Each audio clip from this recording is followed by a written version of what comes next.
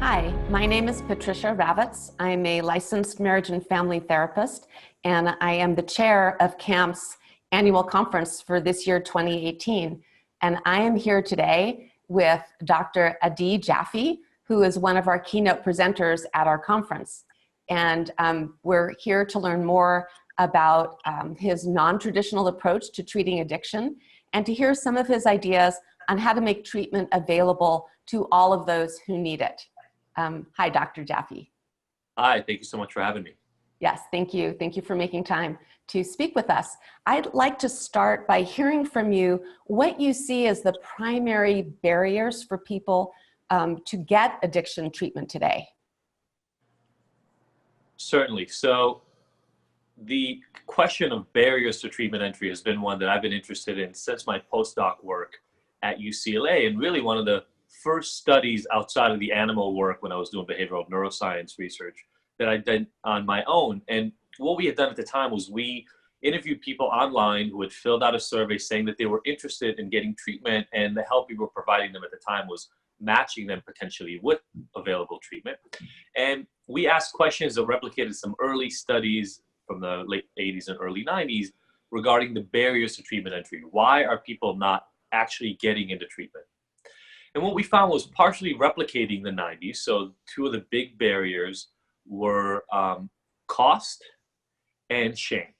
And some of the things had changed around that because insurance reimbursement had changed, but shame and cost were two big ones. And then there were other ones that were interesting as well, like logistics. So people had a hard time recognizing where to find treatment that was a good fit for what they needed.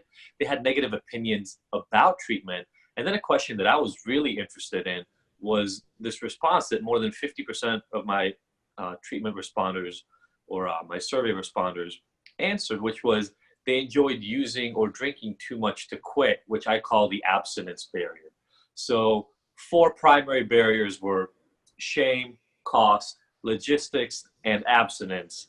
And then another added up one on top of all that was they were having really negative information, negative perception of what treatment is like out there. Mm-hmm. Yeah, really interesting. So you mentioned abstinence, and I'm curious, since you know, a lot of people, the first thing they think of when they think of addiction treatment is the 12-step program, which is based on abstinence. And so I wanted to get your thoughts about that and how you see that fitting into treatment today. Yeah, thank you for this question. I would argue that the vast majority of treatment, abstinence is the primary goal, and oftentimes the singular goal that is proposed for people. Obviously, within 12-step world, whether that's 12-step facilitation, 12-step meetings, or treatment that is informed by this 12-step approach, the initial commitment to treatment involves a commitment to lifelong abstinence. And there are caveats to that, you know, you take it one day at a time, etc. But you measure your success by the length of abstinence. And so that is the marker of success and really the only goal that is offered for a lot of people. And I think it makes sense, right? We look at people who are struggling with substances or compulsive behaviors. They can't stop. They engage in ways that hurt their relationships and their job performance and their self-esteem and agency and all those things. And so we want to deliver a very clear and decisive solution. And it seems like the solution should be to abstain.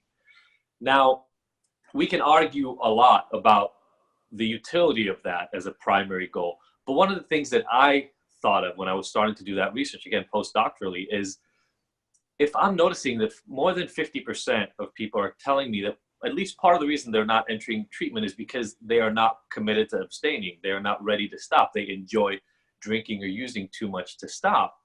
To me, that means that abstinence is an additional barrier to entry. Now, we know cost and shame are barriers, and we try to do what we can about it, right? So we try to get insurance to reimburse better, or we try to bill in ways that that help people outlay some of those costs and parlay them into their payers, you know, the insurance. We try to deal with logistics. We try to make treatment easier to approach and easier to handle. All those things we try to handle, and yet the barrier of abstinence is one that as an industry, we're pretty tied to. And, you know, I work a lot with experts in the harm reduction space, people like Andrew Tatarsky and people like that in New York. We catch a lot of flack for even speaking about the notion that non-abstinence approaches should be a way for people to get into treatment. And so what I want to really remind everybody is we're in this to help people. And it is odd to me whenever we make a decision to say, I'm all in for helping people, but only if they do A, B, C, or D. To me, that puts hurdles and barriers in place that are not necessary. Thank you. That leads me to want to ask you about the whole idea of recovering versus recovery. And, you know, there are treatment approaches that say if you're an addict, if you're an alcoholic, you're never fully recovered, that you're always recovering one day at a time. And I wonder if you could speak to that. Wow, what a great question.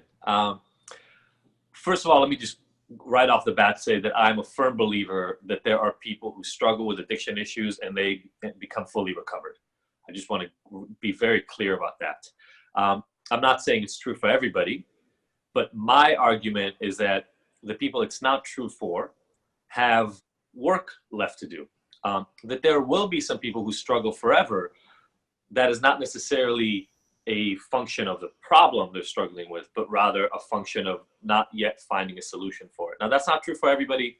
I believe in a continuum way of looking at addiction. So there are people on the lower, milder, and moderate end that will have much better success at what I call literally beating addiction, right? Getting to the other side of it and looking at it as a previous phase in their life.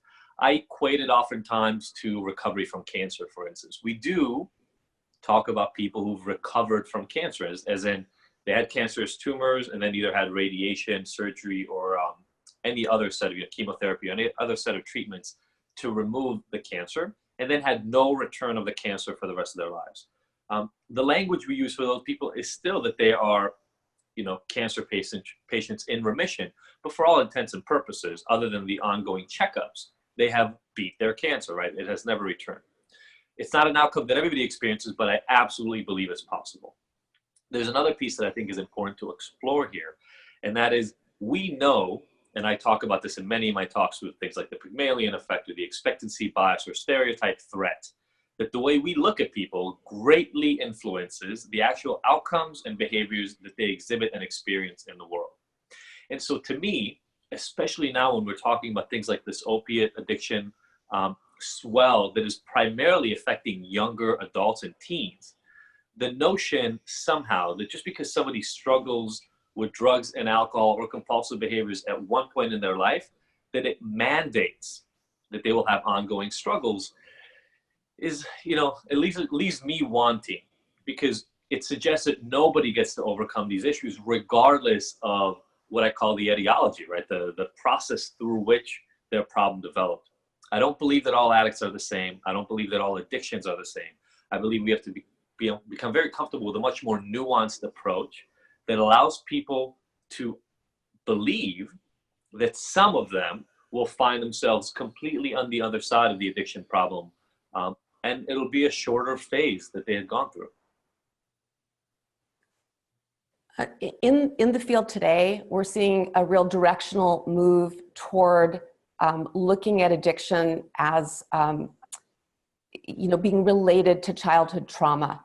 That I think we were much more focused on looking at the substances and thinking that the substance was what was addicting, and now we're looking at the roots of addiction being in trauma. So we have Johann Hari, who has Lost Connections, is on the New York Times bestseller list. We have Dr. Gabor Mate, who's globally renowned for looking at the connection between trauma and addiction. And I wonder if you could share with us your views on this. Absolutely. So I'm actually in the process of writing a book addressing exactly this question pretty much on the front end of it. And what I think we actually need to do is we need to move away from the search for singular solutions. I think we need to move away from the question of, is it biology? Is it psychology? Is it environment? Is it society?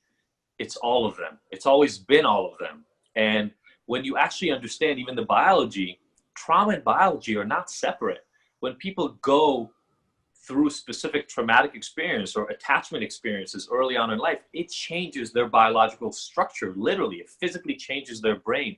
It physically changes the hormonal balance and the way their body responds to stress, the level of cortisol they have when they wake up versus when they go to sleep. All these small nuanced biological processes are completely intertwined with the environmental and psychological reality that people live within.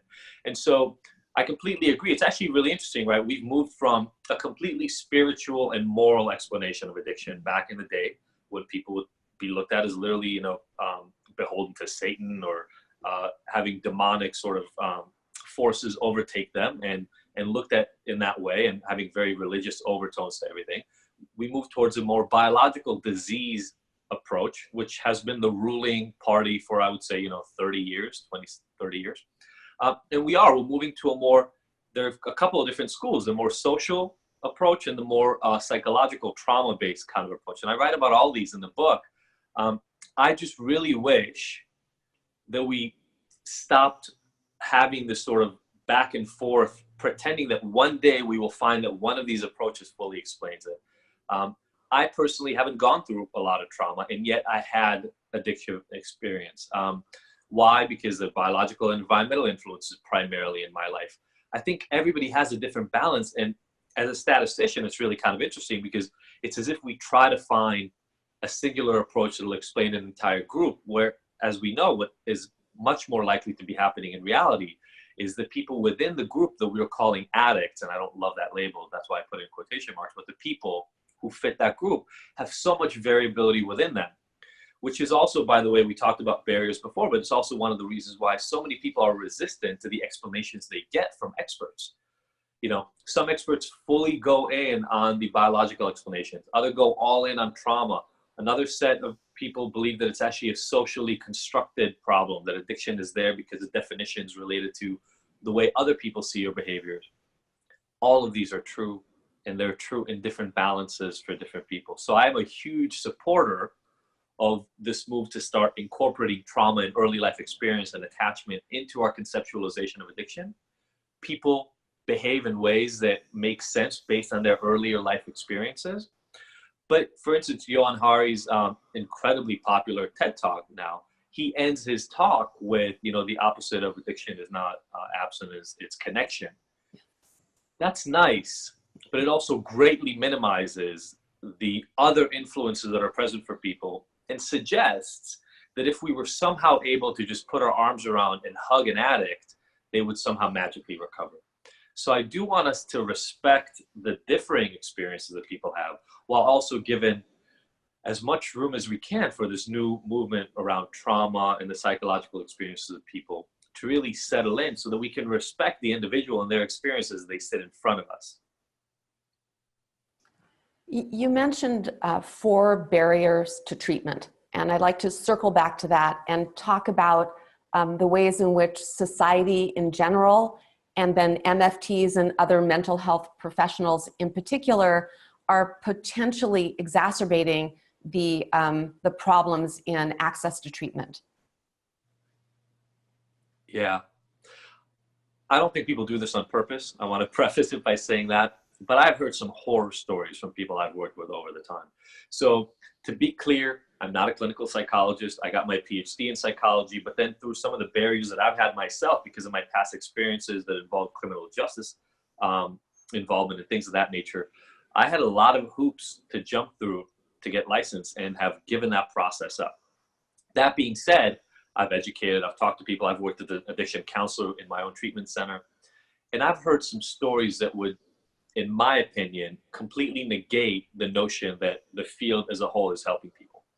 For instance, therapists, psychologists, etc., who tell clients that they won't work with them until they achieve 30 days of abstinence and document their AA attendance. People who force a client into a specific treatment modality and approach because they believe that that's what will work for them, with complete resistance and lack of motivation and acceptance from a client. I think that in our search to help people, we can sometimes become overly dogmatic. Like I mentioned before, I believe abstinence is one of those things, right? When you say to somebody who comes to you and says, look, my life isn't working out the way that it needs to. I'm fighting with my wife. I'm having a hard time performing in work. And yeah, I'm drinking more than I need to on the weekends. And that really rolls into Monday and Tuesday. And it takes me a little while to recover from it. There are practitioners, not everybody, but there are practitioners who go, well, we have to stop the drinking. And that, again, really removes the agency that as a field, we purport to be supportive of, right? People come in for help, and we are supposed to serve as their guides. I have a slide that I might even use in my talk where, I really kind of mentioned we all use this term, right? Meeting the client where they're at. But oftentimes we're not, right? Clobbering the client over their head and dragging them to your side of the street saying, I'm really glad you came for help, but now you need to agree to all these terms for me to actually be your guide and work with you is a little disingenuous. And so my hope, and I've seen some of the other talks over the days of the conference, et cetera, is that people really sit back, absorb, and keep an open mind in terms of what are some new tools, just like the ones we offer our clients, what are some new tools that I can incorporate into the way that I work with people to expand my perception of what is addiction, what is possible for people who are in recovery, and what are the tools that might fit kind of the sort of clients and people that are struggling in ways that are different than the ways that I've conceptualized recovery or the path to it up to now. And really be open to the idea that by opening up your own mind, you can all of a sudden find yourself helping an entire, market, an entire segment of people that you'd never considered were even helpable or were able to take advantage of the kind of services that we offer. Thank you. I'd like to get your comments on one other kind of surging in popularity tool that we see in psychotherapists' office today, which is EMDR. It seems to be rapidly gaining in popularity, and I'd like to know your thoughts on that tool. Yeah, so EMDR has been a tool that has absolutely been gaining in popularity over the last 5 to maybe 10 years. When I would first hear about it, it was primarily around the resurgence of early trauma experiences and allowing people to overcome those faster. I was fascinated with it from the beginning. To be fair, I need to do more very kind of deep dive research into the knowledge base around it now. But one of the things that I liked about it from the beginning is it seemed to speak very well to, from the neuroscience point of view, this idea that there are 2 paths in our brain, the kind of the no-go, the inhibitory path, which is the one that's most active most of the time, and the go path. And that by doing EMDR work, you're able to activate the go path and actually reduce people's inhibition around potentially describing, experiencing, and feeling and reliving some traumatic experiences and then allowing them to do the work. Because as we know, one of the things that is so difficult about addressing trauma is the pain that it causes when it comes up, but also the huge inhibitory impulses that we have over it, right?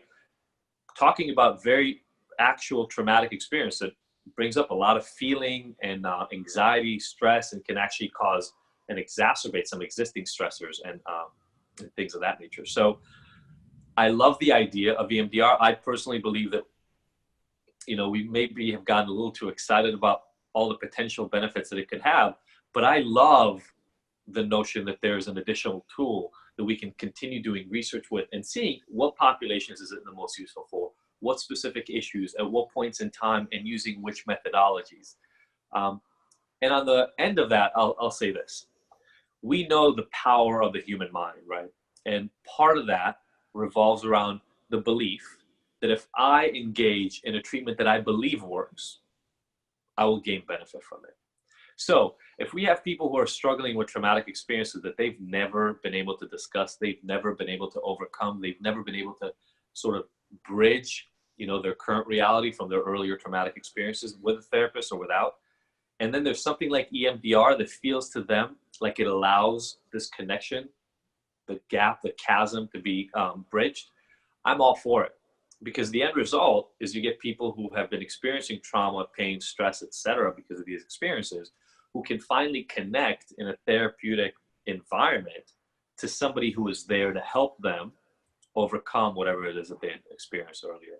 So I'm not one of those people to look down at the placebo effect. I think it's a powerful and very important, useful tool. At the same time, we should do more continuing research on EMDR and some of these more recent techniques and see where exactly they're useful and for what people.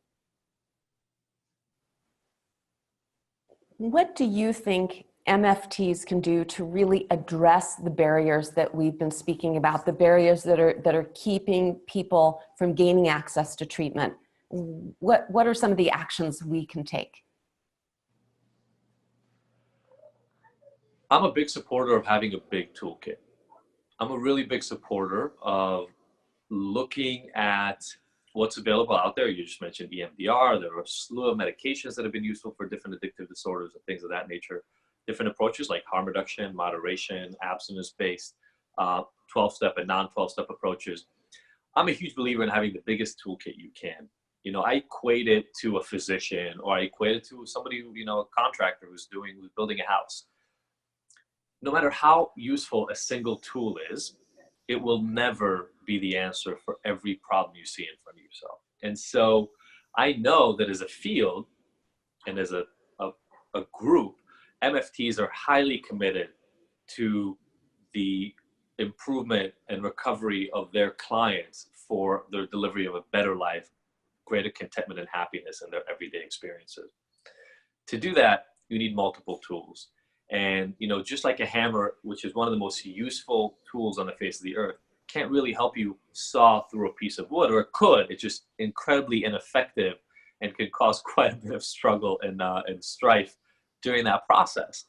I urge you to think of all these different tools in the same way. I think we've gone to a place a little bit, especially around addiction. I don't see this quite as much around other mental health disorders, but around addiction in particular. If it worked for me, it must work for other people, is a very, very dangerous path to walk, because we are all different. We know that inherently, and yet somehow we have fallen into this trap where we believe that we will find the singular tool that'll help almost everybody we run across. And so education is the big piece of the puzzle. This is why continuing education and continuing to learn on an ongoing basis, as the field advances, as science advances, as your own experience informs what you do, is hugely important, so that you can keep building that toolkit and be able to offer people what they need. So in closing, I want to ask you a question about stigma. So that there's a stigma in you know, identifying as an addict and struggling with different substances. There's also a stigma in our culture to seeking mental health care. And we're right between that proverbial rock and a hard place. And I wonder if you could speak to that, that barrier of stigma. Sure. This is a huge problem on multiple fronts. You mentioned the stigma of having the disorder and the label. I also talk about the shame, which is the internal struggle that somebody experiences when they are stigmatized. And then there's also the shame and stigma related to seeking help, right? So not only are you put down or looked down upon for having a problem, you're looked down at for seeking help. And for a lot of people, that's a difficult road to cross, right? Saying, I'm struggling internally, I will go seek help so that the problems don't get worse. I think there are a few different solutions. First of all, in the addiction space itself, I think we've moved past the days of anonymity. I would really love to see more people in recovery, more people who've been recovered, more people who are in the middle of the struggle being open about what's going on. Because what we end up getting by having anonymity is such a massive force in the recovery portion of this problem, is that the only people we really pay attention to are the people who are actively engaged in the problem behavior. And that exacerbates the stigma around addicts. Because if we don't see a lot of addicts in recovery or addicts who've recovered, all we see are addicts who are actively acting out and engaging in problematic behavior. That creates a very specific sort of image for the alcoholic / addict. So that's one thing. The second thing, and I do this with all the people that I work with, I truly don't understand what it is about our society that has developed this idea that if you get help for what's going on inside your head, there's something wrong with you.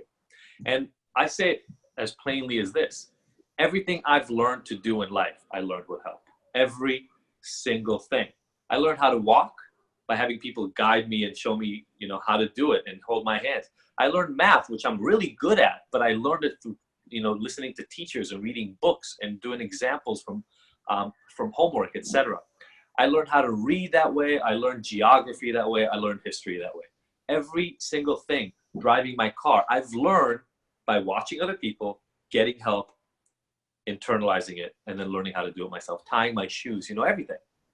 And yet, somehow, when it comes to what's going on in my brain, we have this ridiculous belief that I have to figure out how to do it on my own, or there's something wrong with me. I wish that we move to a completely different conceptualization of this, and that is the people who care most about having fulfilling, happy, content, gratitude-filled lives are exactly the people who go and seek help when they're not feeling that way. Now, that doesn't mean you have to talk to a professional. If you can have intimate, real, honest conversations about your feelings with your spouse, your friends, your parents, that's wonderful. But asking for help around your emotional well-being should be the standard, not the standout outlier. Everybody needs help on this front. Nobody lives a conflict-free, stress-free, anxiety-free life. That's a myth that we have somehow propagated. And I hope that becomes our new standard. Dr. Adi Jaffe, thank you very much for your thoughts, your wisdom, and your time. I really appreciate it. I'm looking forward to your talk on the Sunday morning of our conference and to reading the book that you're writing. It sounds fascinating. Thank you. Thank you very much. I look forward to sharing with everybody, and I can't wait to see you at the conference. Thank you.